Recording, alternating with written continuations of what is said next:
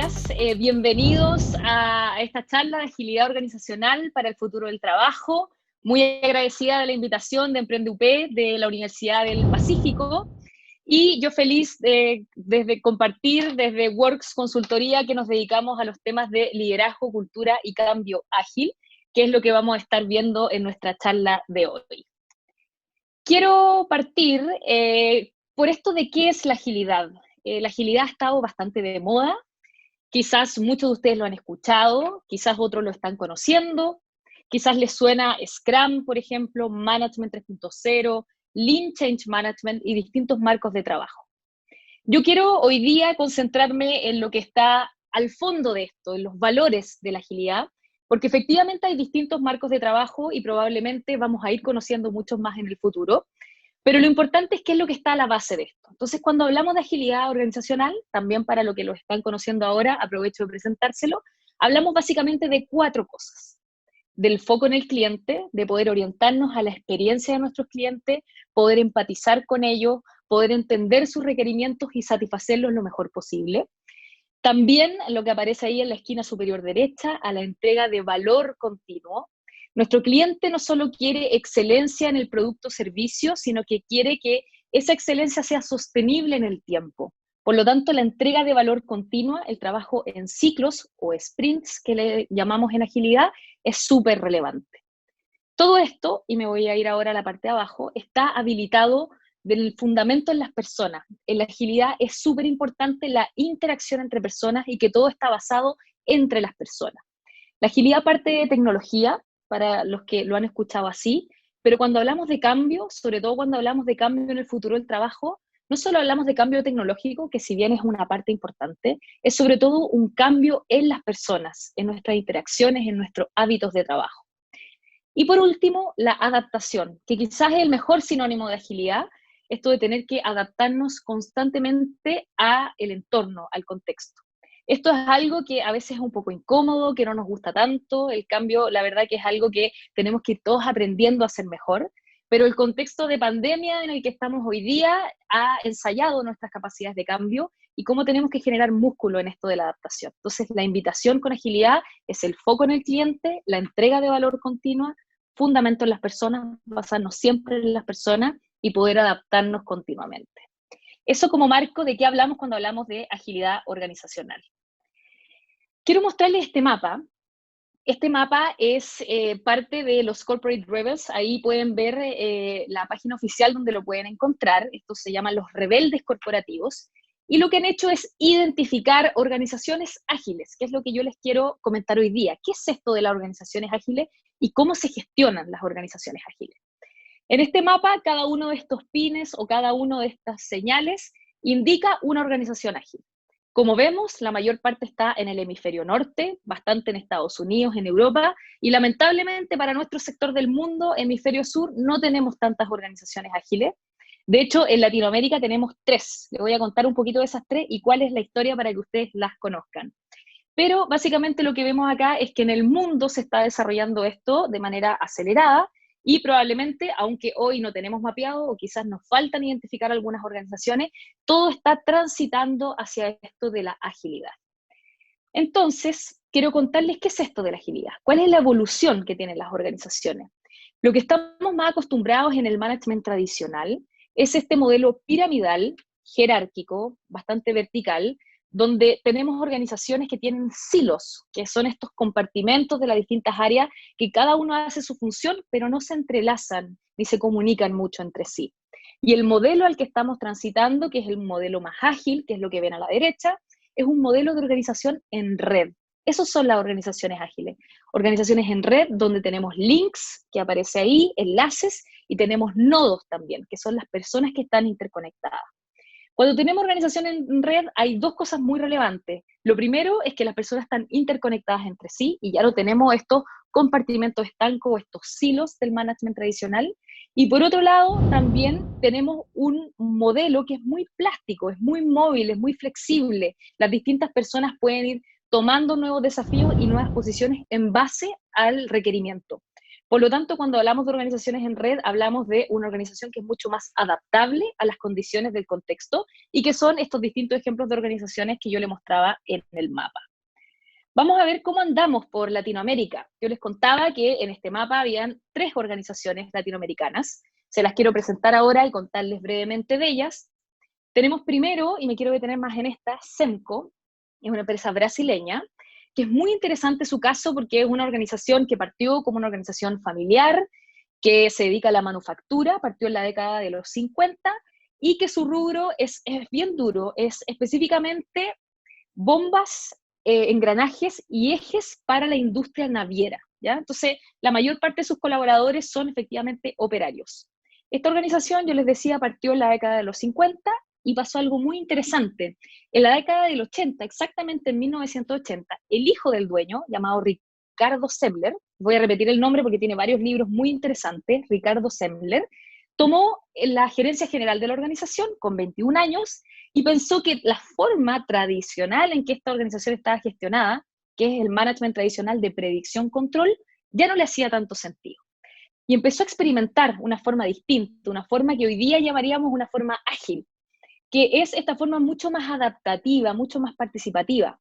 Esto inició con que los mismos operarios, que eran más o menos el 80% de los empleados totales, en ese momento habían 800 empleados más o menos en la década de los 80, en el pic de esta organización llegaron más o menos los 5.000 empleados, y los mismos empleados empezaron a decidir qué comían en el restaurante interno de la organización, qué uniformes usaban, los días libres fueron de menos a más, y ya más o menos a mitad de década de los 80 ya cada uno era totalmente transparente todos los sueldos y cada uno podía elegir su propio sueldo.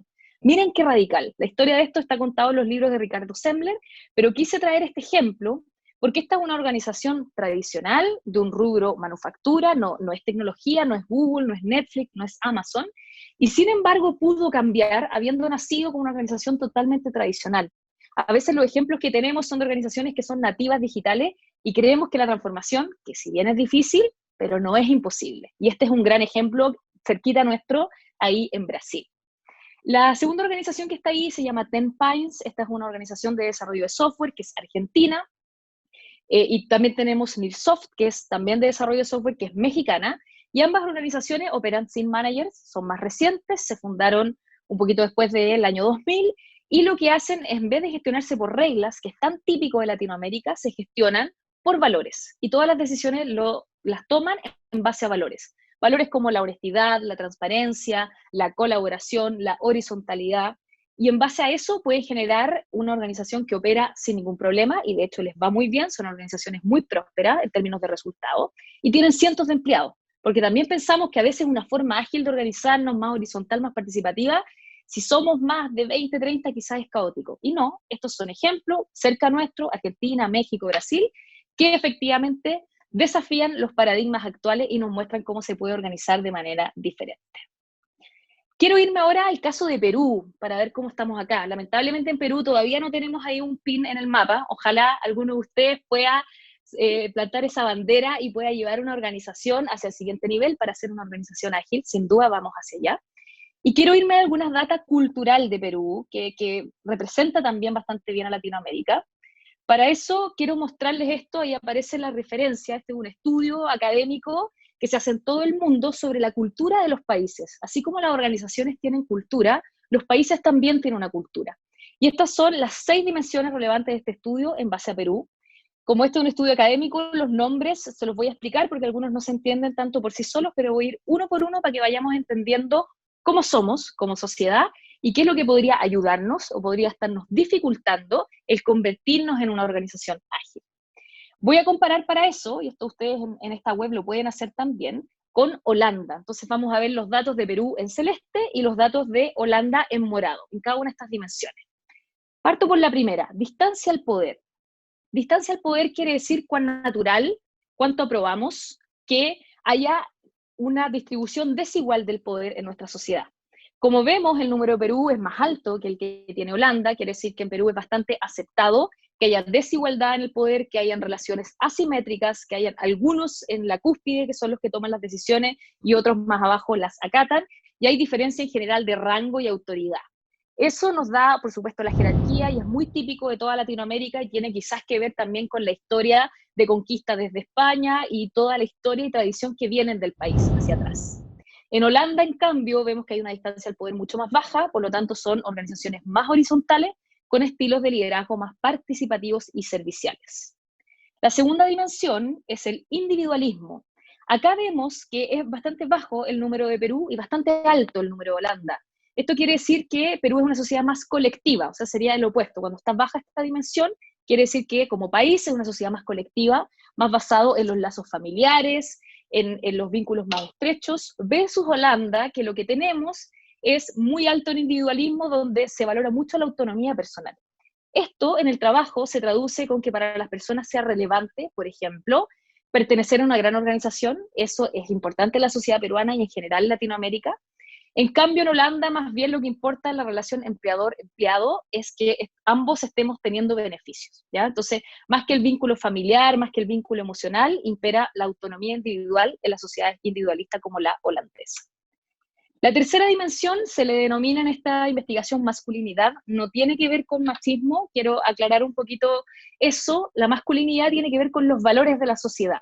Cuando esto está más alto, como es en el caso peruano, priman los valores de competencia, de éxito, de imponerse y pasar a llevar a otros en función de conseguir resultados. En cambio, en el caso holandés tenemos bajo esto una sociedad más femenina, que está mucho más basado en el acuerdo, en la horizontalidad, en incluir a todos y en la participación, ¿ya? Es una diferencia. El siguiente a mí me gusta mucho y a propósito del contexto de incertidumbre y cambio que vivimos cada vez más acelerado, es aversión al riesgo. En general, toda Latinoamérica tenemos alta aversión al riesgo, tal como vemos ahí el número de Perú. Esto significa que nos sentimos incómodos con la incertidumbre y que para eso generamos reglas que nos permitan estructurar nuestro día a día. En cambio, en el caso holandés está mucho más equilibrado esto, ellos están mucho más abiertos a la flexibilidad, no necesitan tantas reglas y se pueden adaptar. En países latinoamericanos, mucha regla, además somos malos para adherirnos a las reglas, entonces realmente esto lleva a ejemplos como la corrupción y más reglas y un círculo vicioso en el que nos sentimos incómodos, pero tampoco podemos cumplir las distintas estipulaciones y normativas. La siguiente es bien reveladora también, hay bastante diferencia, es la orientación a largo plazo. Acá vemos el caso de Perú, hay una baja orientación a largo plazo, eso quiere decir que vamos más por la gratificación inmediata, vamos más por la tradición, por el pasado, y no estamos tanto viendo el futuro. En cambio, en la sociedad holandesa, bastante orientados al futuro, eso significa la sostenibilidad, perseverar, poder ahorrar a lo mejor, invertir, porque estamos siempre pensando en lo que va a pasar después. En sociedades como la peruana es mucho más la inmediatez y lo que obtenemos ahora, y mucho más el apego a la tradición que el estar abiertos al futuro. Y la última dimensión, que se llama indulgencia, quiere decir cuán abiertos, cuán libres o cuán restrictivos somos. Cuando la indulgencia es alta, quiere decir que somos más libres, y cuando es más baja, quiere decir que somos más restrictivos. Aquí vemos la sociedad peruana un poquito más restrictiva que la sociedad holandesa, donde hay mucha más libertad y elección individual. Súper interesante esto porque nos revela dimensiones culturales de cómo somos y las oportunidades que tenemos. Y para eso me quiero ir ahora a cómo aplicamos esto en nuestro rol de líderes. Todos nosotros lideramos nuestros distintos ámbitos, no solo en el trabajo, en la familia, en nuestra industria, distintos ejemplos que podemos dar. ¿Y cómo podríamos nosotros revelar un estilo de liderazgo? Y esta es una invitación que yo quiero hacerles a partir de los comportamientos y valores que ustedes pueden ir demostrando en su entorno. Lo primero, voy a mostrar 7 tensiones, es esto de experto y aprendiz. Yo acá les voy a mostrar estas tensiones como polos. Estamos quizás muy acostumbrados al líder experto que lo sabe todo, que tiene todas las respuestas, y a lo mejor tenemos que dirigirnos un poquito más hacia el líder que va aprendiendo, que es curioso, que va hacia cosas nuevas. Lo segundo es lo constante versus lo adaptativo. Ambos son buenos, ambos polos, ninguno de ellos muy malo, pero cuando nos vamos mucho hacia alguno de los dos lados es cuando tenemos problemas. Por eso la invitación es el balance. Balancear el ser constante, la estabilidad, con poder adaptarnos, con ser flexible, con estar efectivamente atentos al contexto y cambiar acorde a ello. Lo tercero es lo táctico, la cosa práctica, las distintas estrategias que vamos a seguir, versus lo visionario, y esto tiene harto que ver con lo que veíamos hace un ratito del largo plazo. ¿Cómo es esa visión que estamos teniendo del futuro? ¿Cuál es ese propósito al que nos estamos dirigiendo? Y cómo como líderes podemos comunicar para inspirar y convocar a otros en ese propósito. El siguiente es el directivo versus el receptivo. Quizás estamos más acostumbrados a un estilo, a propósito de las características culturales más jerárquicas, de dar instrucciones, de decir lo que hay que hacer, y estamos más hacia el lado izquierdo del directivo, y la invitación, sobre todo en un entorno incierto, y para estar un poquito más cómodos con eso, es a ser receptivos, a poder escuchar a otros, a poder entender en qué está el otro, y a partir de eso generar soluciones juntos, colaborar para llegar a soluciones juntos. El siguiente es el líder poderoso, este líder que todo lo puede, versus el líder empoderador. Esto tiene mucho que ver con si la toma de decisión está centralizada, si yo digo lo que hay que hacer, o puedo distribuir ese poder, y todos conjuntamente vemos las decisiones. El ejemplo de Semco que les daba con estas cosas tan rutinarias como el uniforme, la comida y cosas simples, pero que pueden tener un gran efecto en el día a día. Entonces, ¿cómo empoderamos a otros? No solo para hacerse cargo de tomar los problemas, sino también para generar las soluciones. Eso ha demostrado tener lugares de trabajo mucho más satisfactorios para las personas y mucho más ágiles. El penúltimo que tenemos es del perfeccionista, la calidad sin duda que es muy importante, pero a veces, y me voy al lado derecho, es más importante la velocidad y poder salir rápido con algo que, si bien no está perfecto, es algo que yo incrementalmente puedo ir mejorando. Entonces tengo que saber balancear esta velocidad y la calidad con esto de ser perfeccionista y también poder ser incrementador. Estar continuamente perfeccionando y vivir en estado beta, en que estamos continuamente mejorando, es algo súper importante para poder ser líderes ágiles en nuestras organizaciones. Y el último es el intuitivo, el tomar decisiones en base a la experiencia, el actuar en base a nuestras creencias personales, versus el analítico. ¿Y qué importante es esto, el analítico, los datos? Especialmente en el entorno que vivimos hoy día, donde los patrones de consumo y las tendencias de mercado están cambiando tanto, y ya no es posible lo que tradicionalmente hacemos, que es proyectar en base a experiencias anteriores o al año anterior o la historia. Ahora tenemos que experimentar y efectivamente usar los datos para saber qué está ocurriendo en el contexto y actuar en base a ese contexto. Con eso me quiero ir a esta frase: en tiempos de cambio, quienes estén abiertos a aprender serán los protagonistas del futuro. Súper importante el tema del aprendizaje. Mientras que los que creen ya saberlo todo se encontrarán muy bien equipados para un mundo que ya no existe. Entonces, la invitación para todos nosotros que ya al estar en esta conferencia, sin duda que estamos curiosos, estamos en este estado de ser aprendices. Es súper importante que estemos continuamente buscando alternativas, escuchando a otros, atentos a las tendencias, y que nos vayamos moviendo desde la predicción control, que es lo tradicional, hacia percibir y adaptarnos. Y eso está habilitado por el aprendizaje. Esta es la última lámina que quiero compartirles y tiene que ver con el aprendizaje en ciclos o sprints, que le llamamos en agilidad. A mí me gusta harto simplificar el lenguaje de agilidad porque a veces tiene unos nombres que son un poco extraños y nos cuesta entenderlo. Así que llamémosle ciclo a esto. La invitación es que nosotros en nuestros trabajos, en nuestras vidas, en las distintas cosas que estamos afrontando, asumamos que esto es continuo, que permanentemente vamos a estar experimentando, vamos a estar probando, hay mucho de ensayo y error en esto, y más particularmente con los datos que vimos de Perú, porque estamos en una región donde vemos ejemplos de Estados Unidos, de Europa, pero nosotros no somos Estados Unidos y Europa culturalmente, tenemos otras características, y esas características tenemos que tratar de usarlas a nuestro favor, usar ese viento a nuestro favor. Entonces, probablemente, en vez de seguir recetas que no son para nosotros, lo que vamos a tener que hacer es probar, experimentar, y aquello que sirve, potenciarlo. Entonces, súper importante seguir este ciclo de experimentación y adaptación, donde continuamente estamos aprendiendo y asumimos que no vamos a llegar a nada perfecto, sino que a través de la experiencia vamos a ir viendo qué funciona y qué no, y a partir de nuestros ojos en el mercado, nuestros ojos en el cliente, vamos a ir perfeccionando e incrementando nuestras soluciones. Entonces, súper importante asumir que nuestro trabajo y nuestra vida va a ser ahora en ciclos con esta experimentación y adaptación continua para generar aprendizaje. Quiero cerrar entonces con los aspectos clave o los key takeaways de esta charla a propósito de agilidad organizacional. Lo primero es la invitación a trascender las jerarquías. Tenemos que fomentar sin duda la colaboración en red. Tenemos que irnos desde esta pirámide, que es lo tradicional, hacia un modelo en red que sea mucho más flexible a los desafíos del entorno y las oportunidades del entorno. Lo segundo es poder liderar ágilmente. Yo les mostraba estas polaridades y lo extremo, cada uno cuando está muy alejado es malo. Lo que tenemos que hacer es balancear. ¿Balancear en base a qué? En base al contexto. Entonces, por ejemplo, balancear esto que veíamos de saber mucho, de conocer, ser el experto y ser el aprendiz. ¿Cómo balanceamos eso en base al contexto y usamos esa capacidad? Y finalmente, experimentar y adaptarnos en ciclos de aprendizaje continuo, que es lo que veíamos recién. Esta empresa, por ejemplo, Senco, que yo les contaba, aprendió así, probando qué le servía, y aquello que le servía lo fue replicando. Así que esa es la invitación, experimentar y adaptarnos en ciclos de aprendizaje continuo.